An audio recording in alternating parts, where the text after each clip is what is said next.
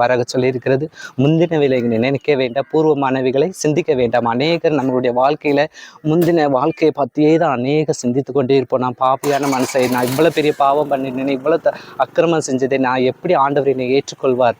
ஆண்டவர் நம்மளை இந்த ஜனத்தை எனக்கென்று ஏற்படுத்தினேன், இவர்கள் என் துதியை சொல்லி வருவார்கள். நம்ம ஆண்டவருடைய துதியை சொல்லத்தான் நம்ம படைக்கப்பட்டு இருக்கோம். ஆண்டவருடைய நாமத்தை மகிமைப்படுத்த தான் நம்ம படைக்கப்பட்டு இருக்கிறோம். நம்ம கெட்ட குமாரன் கதையில் நம்ம கூட பார்க்கலாம். 2 குமாரர்கள், அதில் ஒருத்தர் அவனுடைய சொத்து ஆஸ்தி எல்லாத்தையும் வீணான காரியங்களுக்கு செலவு பண்ணிட்டு மீண்டும் நான் தகப்பனிடத்தில் போவேன் அப்படின்னு சொல்லி ஒரு தாழ்மை அவனுக்குள்ளே ஏற்படுது. நான் மன்னிப்பு கேட்கணும், ஆண்டவருடைய சமூகத்தில் அப்பாட்ட மன்னிப்பு கேட்கணும்னு அவன் இருதயத்தில் தோணுது.